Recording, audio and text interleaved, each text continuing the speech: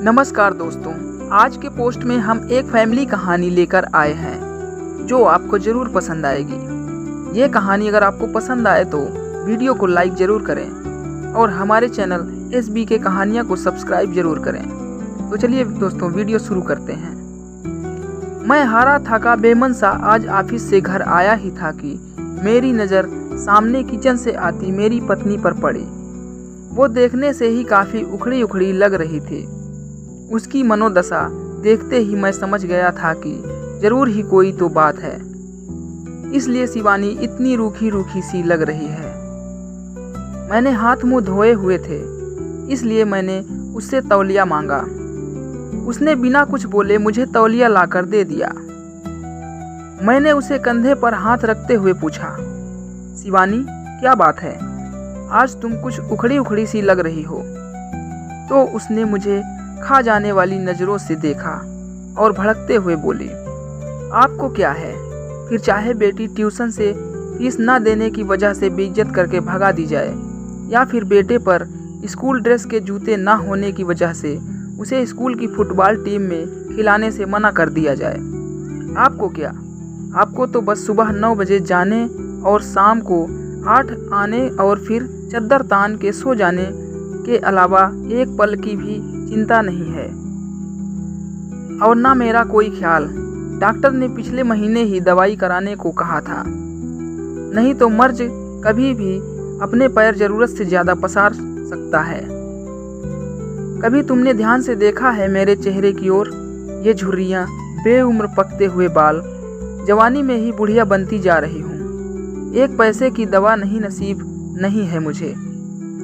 ये सब तो छोड़ो, गर्मी में बच्चे तपते रहते हैं, एक पुराना कूलर लेने तक की हिम्मत नहीं हो रही है तुम्हारी। मैं बेड पर बैठा नज़रें झुकाए अपनी नाकामी पर शर्मसार हो रहा था। बीवी बच्चों की परवरिश और उनकी ज़रूरतों का ध्यान रखना मेरा कर्तव्य है, पर क्या करूं? ये मेरा दुर्भाग्य ही तो है। कहने को तो देश तरक्की कर रहा है, लोग खुश हैं, पर मैं कैसे कह पाऊँ कि मैं बढ़ती महंगाई और बेरोजगारी की वजह से दिन ब दिन ज़रूरतों के बोझ तले दबता जा रहा हूँ।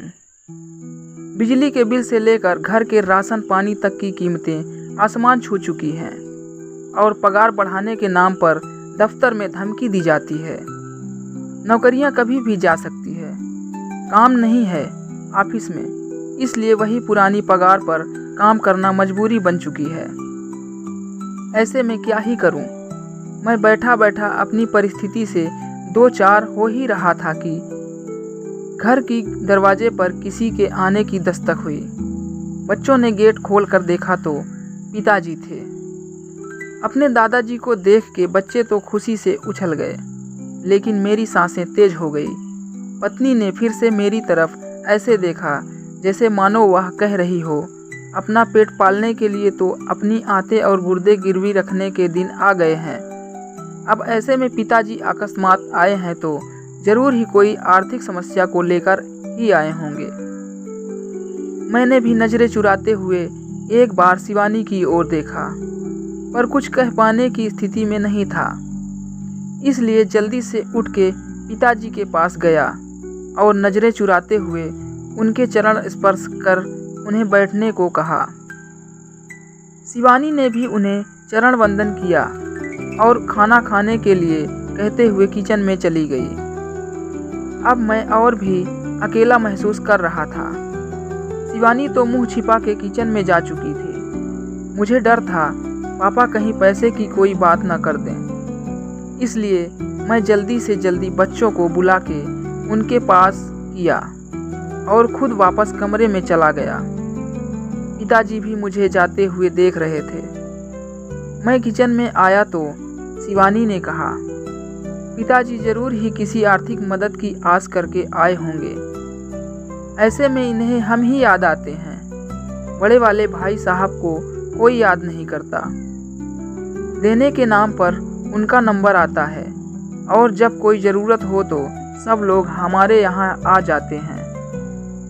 वैसे तो ये शब्द शिवानी कभी नहीं बोलती, पर इस बार उसके घर की तंगहाली इस लेवल पर थी कि उसे मरने के लिए अगर जहर खरीदना हो तो उसके लिए भी पैसे का इंतजाम ना के बराबर ही था। एक तरफ शिवानी लगातार मुझे बोले जा रही थी और दूसरी ओर मैं था जो कुछ पाने में समर्थ नहीं था। अंततः मैंने शिवानी को चुप रहने के लिए कहा, तुम शांत हो जाओ, कुछ भी करके कल मैं तुम्हारी दवाई और बच्चों की ज़रूरत का सामान ला दूंगा, पर अभी के लिए पिताजी का मान रखो। उनके सामने घर में कलेश करने का मतलब उनकी मान मर्यादा के खिलाफ है। शिवानी समझदार थी, पर उस पर आर्थिक तंगी का बुखार चढ़ा हुआ था, इसलिए वो बेकाबू थी। यहाँ से लाओगे? कहाँ से लाओगे? भीख मांगकर या फिर खुद को गिरवी रख के? ये मेरा काम है, क्या करूँगा क्या नहीं, तुम बस अभी भगवान के लिए शांत हो जाओ। अब शिवानी शांत हो गई। वो खाना लेकर टेबल पर लगा देती है। अब पापा और बच्चों सहित एक साथ खाना खाने लगते हैं। खाना खाते टाइम पापा ने एकाएक मेरी ओर देखा और पास बैठने को कहा। मेरी सांसें और दिल दोनों ही तेज हो गया।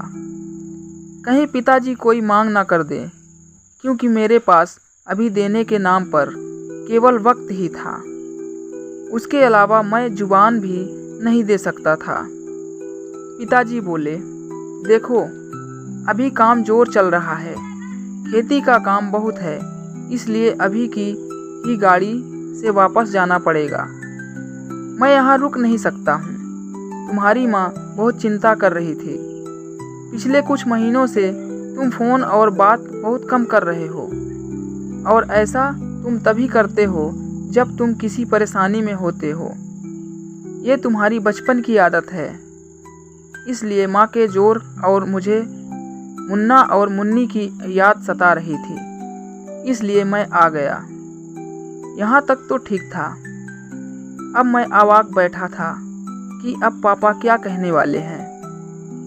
मैंने एक नज़र शिवानी की ओर देखा तो वो किचन की चौखट पकड़े पापा की आड़ किए हुए खड़ी थी और पापा आगे क्या कहने वाले हैं जानने के लिए उत्सुक हो रही थी।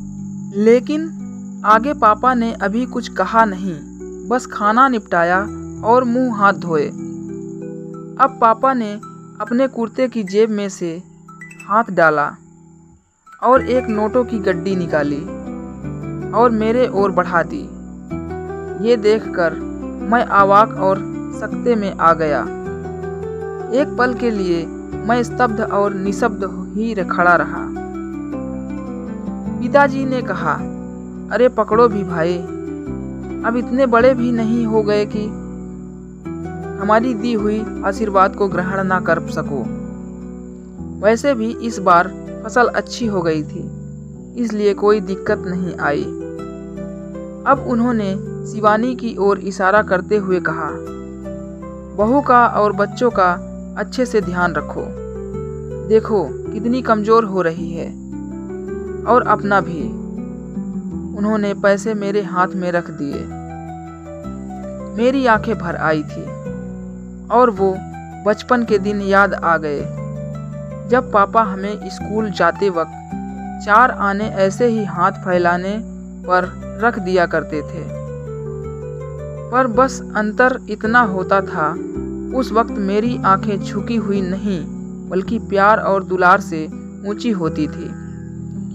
फिलहाल शिवानी और मैं दोनों ही गलत साबित हो चुके थे, इसलिए खुद की नज़रें खुद से ही नहीं मिला पा रहे थे। सच में बच्चों के लिए माँ बाप बोझ हो सकते हैं, पर माँ बाप के लिए बच्चे कभी भी बोझ नहीं होते। वे हमेशा उनका ध्यान रखते हैं। पोस्ट अच्छी लगे तो लाइक और शेयर जरूर करें और चैनल को सब्सक्राइब भी जरूर करें। वीडियो देखने के लिए धन्यवाद।